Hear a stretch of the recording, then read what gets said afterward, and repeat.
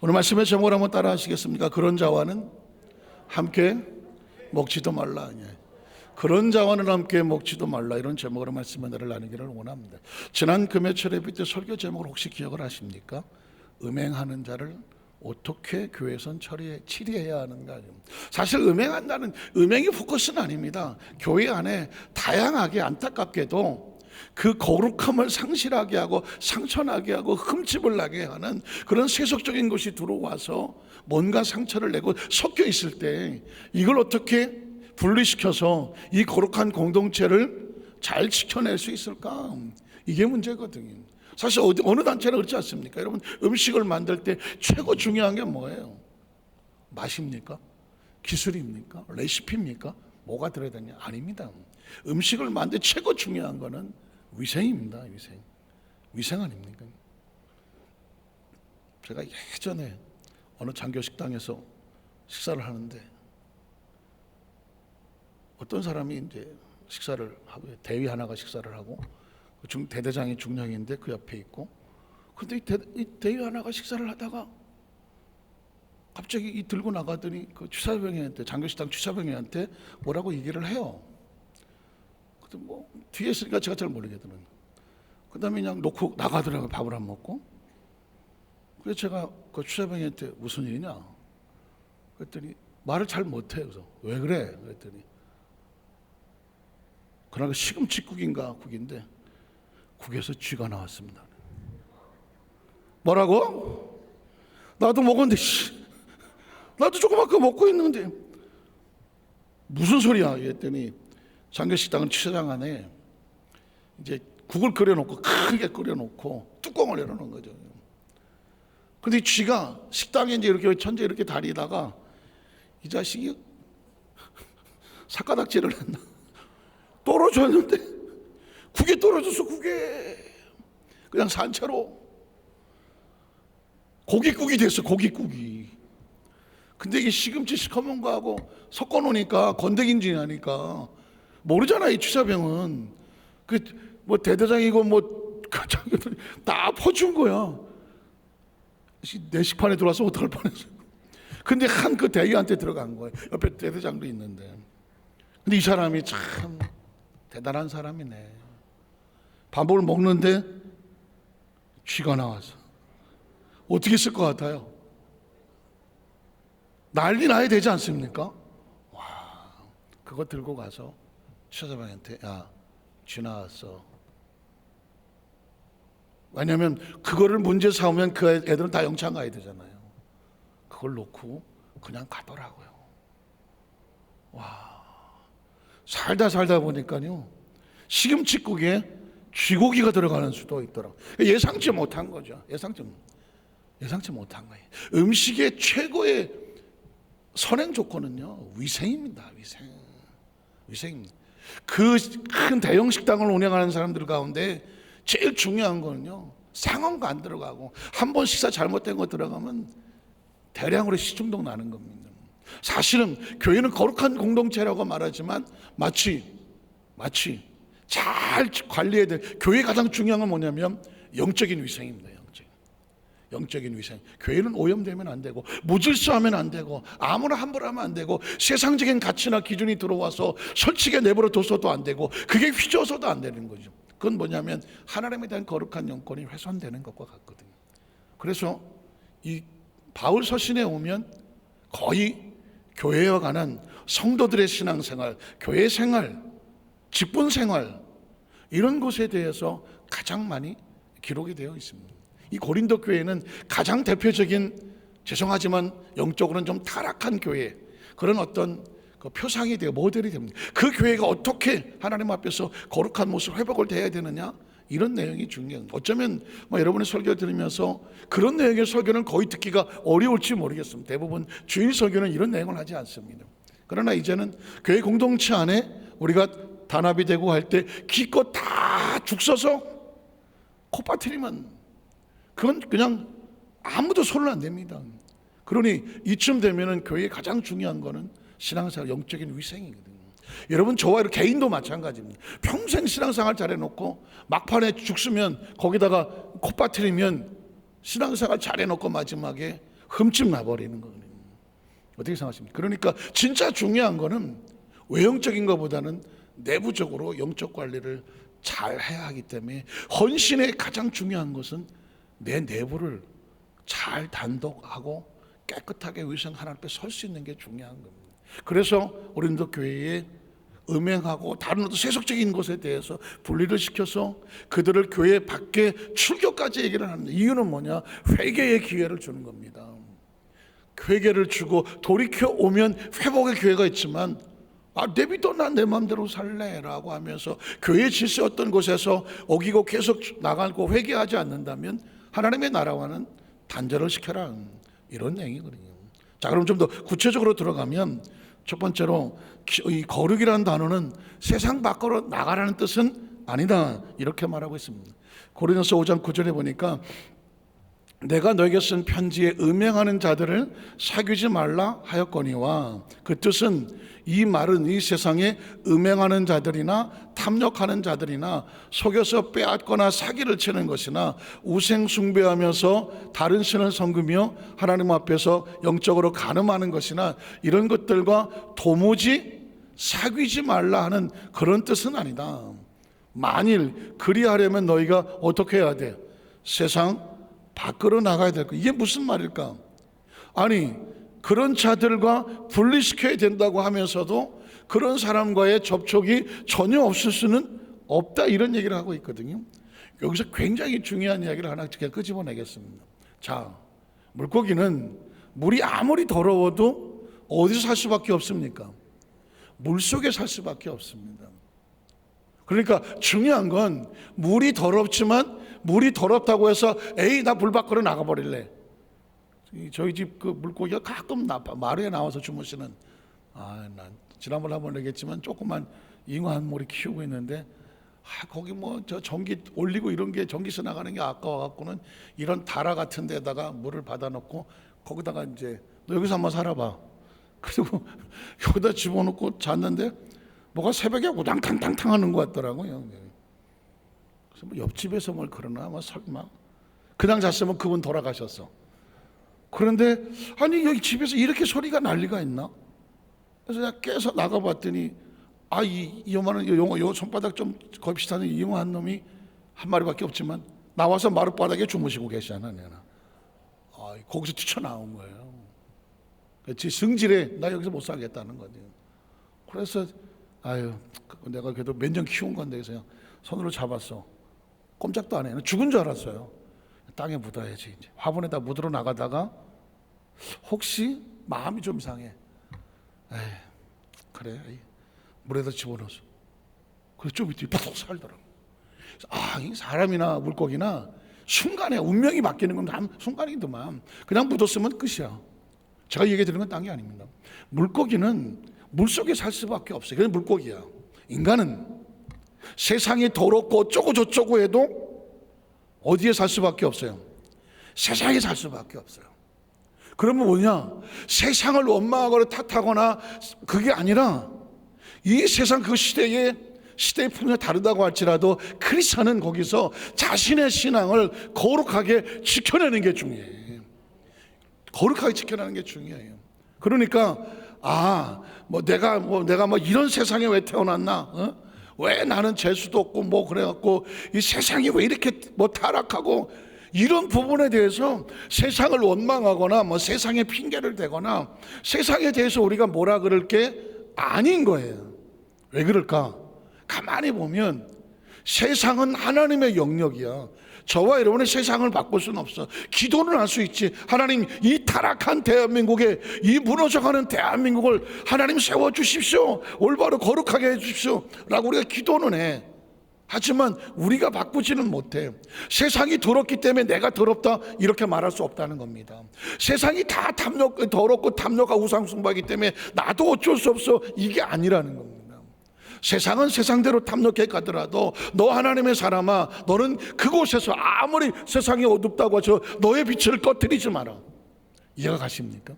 왜냐하면 아브라함 보십시오. 아브라함은 자기가 후계자를 세우려고 했었지만 후계자는 하나님이 세우더라고. 이해가 가십니까? 이삭은 에서가 장남인데도 불구하고 하나님은 야곱이라고 얘기를 합니다. 야곱은 12아들 가운데 르벤이 장남이기 때문에 장자권을 줘야 되는데 하나님은 요셉에게 꿈을 꾸게 합니다. 어떻게 생각하십니까? 그러니까 하나님의 영역이 있고 인간의 영역이 달라요. 그럼 어떻게 하느냐? 세상은 나날이 타락하고 마지막 말세야 한다고 할지라도 그것 때문에 네가 너의 자신을 그 세속에 물러가게 하지 말고 너는 그럴수록 더 어떻게 거룩함과 성결함을 타협하지 말고 지켜내라. 세상에 나는 이 더러운 세상 난 살기 싫어. 세상 밖으로 나가라는 게 아니다. 거룩이란 뭐냐? 그 톤탁한 세상 속에서 기꺼이 너희가 그 속에서 너희 개인의 신앙을 지켜낼 수 있는 영적인 정신을 똑바로 서리발처럼 세우고 도도하고 고고하게 남들이 다 몰려가더라도 난 아니라고 기꺼이 돌아서면서 좁은 길을 선택할 수 있어라. 그게 거룩이다. 믿으십니까? 오늘 하나님께서 우리에게 주시는 첫 번째 메시지는 그럽니다. 거룩하다는, 세상이 거룩하지 않다고 해서 너희가 거룩을 포기하지 말라. 두 번째는 죄를 즐겨하는 자들과 함께 하지 마라. 대신에 함께 세상을 살아가지만 너희가 분별하기 위해서 단도직입적으로 얘기하면 세상에 물들지 마라. 11절에 보면 이제 내가 내게 쓴 것은 만일 어떤 형제라 일컫는 자가 음행하거나 탐욕을 부리거나 우상 숭배를 하거나 모욕하거나 술 취하거나 속여 빼앗거든 그들과 사귀지도 말고 그런 자는 함께 먹지도 말라 합니다. 세상을 떠나 살 수는 없지만 세상을 살면서 너를 타락시키려고 하는 그 어떤 세력에 물들지 않게 해라. 혹시 여러분 뭐 잘 아시겠지만 근묵자흑이라고 하는 사자성어가 있습니다. 근묵자흑. 먹을 가까이 하면 어떻게 검어지게 된다. 옛날 붓고 씻을 때 보면 목도 갈고 하다 보면 손에 여기저기 먹이 묻지 않습니까? 이런 거죠. 붓글씨를 먹을 가까이 하지 않으면 손에 시커멓게 묻을 일이 없어요. 그러나 붓글씨를 쓰고 목을 갈고 하다 보면 어떻게 묻었는지 모르지만 손에 시커멓게 묻습니다. 그래서 근묵자흑이야. 먹을 가까이 하는 사람은 시커매질 수밖에 없어. 여러분 또 비슷한 그런 시조도 있잖아요. 까마귀 노는 곳에 백로야 가지 마라. 하얀 백로가 검은 까마귀에 물들까 하노라. 그런 역사적인 배경은 물론 있다고 칠더라도 하얀 까마귀가 하얀 옷을 입고 연탄 창고를 휘젓고 다니면 나와보면 어때요? 새까맣게 물들 수밖에 없는 것 같습니다. 이 이야기는 지금 내가 매일 성도는 하얀 세마포스를 입은 사람과 같은데 내가 오늘 아니 내일 매일매일 삶에 있어서 만나는 사람, 가는 곳, 선택하는 것, 그 삶의 현장 속에 내가 혹시라도 가지 말아야 될 것, 나를 물들게 할 것, 시커멓게 할 것, 혹시 이런 거는 내가 예상하고 미리 사전에 준비하고 가나? 아니면 그냥 친구가 좋아서 또 옛날에 또 알던 사람이니까 그런 거 없이 그냥 만나고 어떤 일을 결정하는 건 아닌가? 크리스천들에게 제일 중요한 단어는 뭐냐면 거룩한 성결인데, 거룩한 성결이라는 것은 세상에 물들지 않게 하는 겁니다. 여러분 청국장 집에 갔다가 쫙 빼입고 청국장 집에 갔다 와봐요. 뭔 냄새가 납니까? 이거 오신한 냄새지. 주로 이제 머리에 이제 우리 고깃집 갔다 나와서 돼지갈비 잔뜩 구워 먹고 나와 보십시오. 본인은 모르죠. 어디 전철이나 어디 조그만 데 타보세요. 어디서 고기 냄새가 잔뜩 나요. 담배 냄새는요 어마어마하게 멀리 갑니다. 어디 담배 피는 사람은 어디 가서 내가 담배를 안 피더라도 누구랑 같이 옆에 있었다고 쳐보십시오.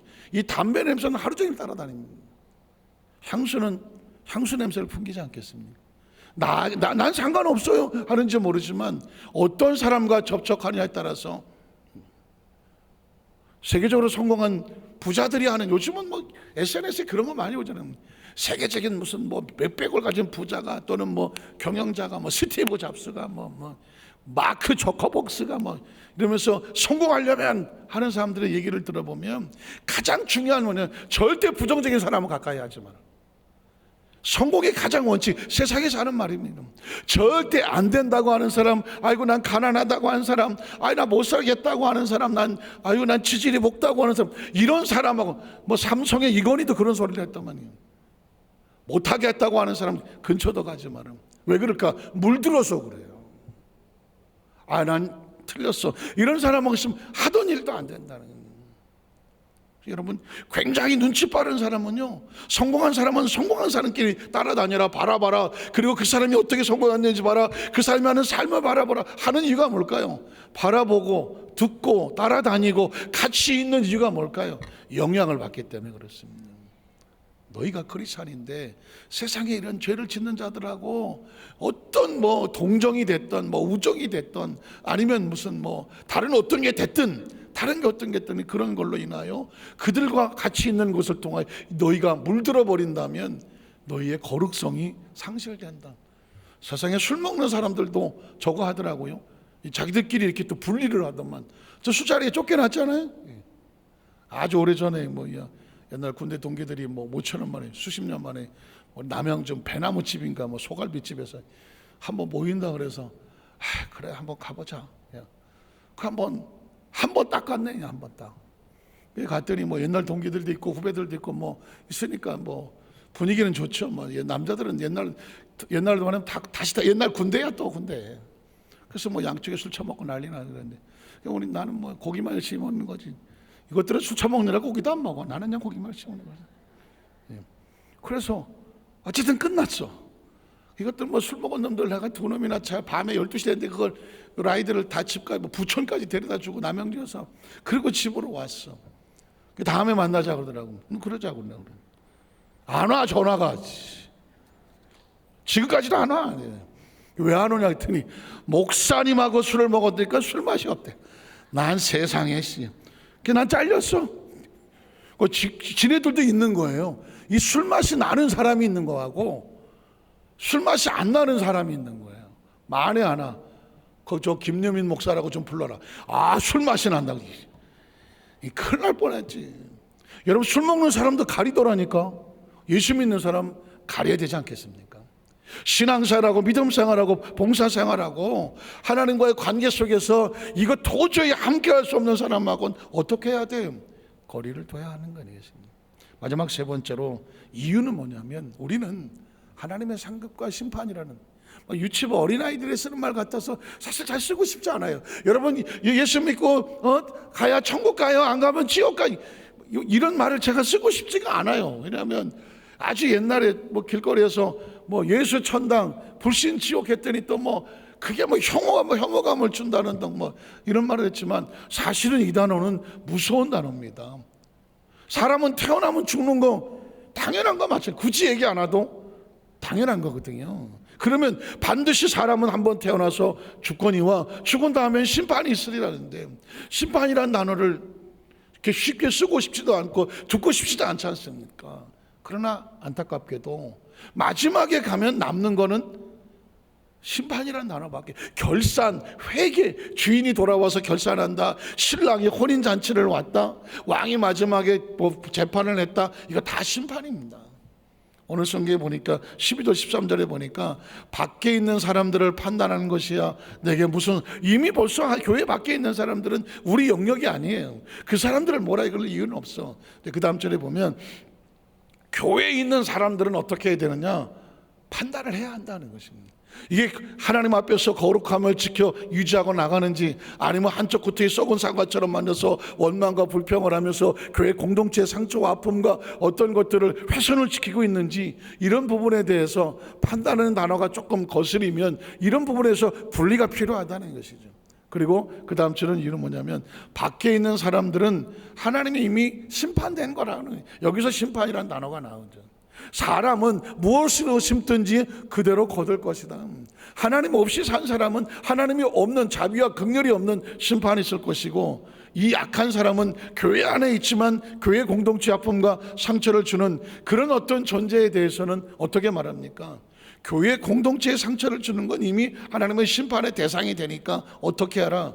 너희 중에서 내어 쫓으라는 말씀을 정리하면서 도대체 우리가 하나님 안에서 쓰임 받는 사람인가 아니면 성경에서 말하는 악한 사람인가는 뭘 보면 하냐면, 소위 말하는 우리 조 목사님 말씀하신 4차원의 영성의 말이 하나님 안에서의 말인가, 생각이 하나님이 기뻐하시는 생각인가, 그가 꿈꾸는 그 꿈이 하나님이 기뻐하시는 꿈을 꾸는 것인가, 그가 믿는다고 하는 것이 자기의 어떤 것을 믿는 것인지 하나님의 약속의 말씀에 의해서 하나님의 상급을 믿는 것인지, 4차원의 영성을 제가 이 말씀을 묵상하다가 또 다른 관점에서 제가 이렇게 생각을 했습니다. 4차원의 영성이란 뭐냐?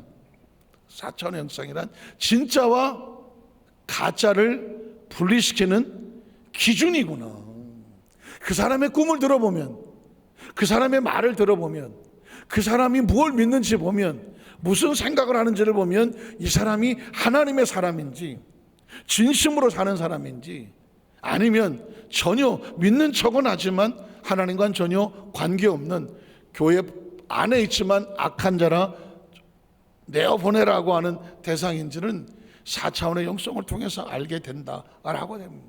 여러분, 저와 여러분이 생각을 하셔야죠. 나는 하나님 앞에서 어떤 꿈을 꾸고 있나? 내 말은 항상 어떤 말을 하고 있나? 난 도대체 무엇을 믿는가?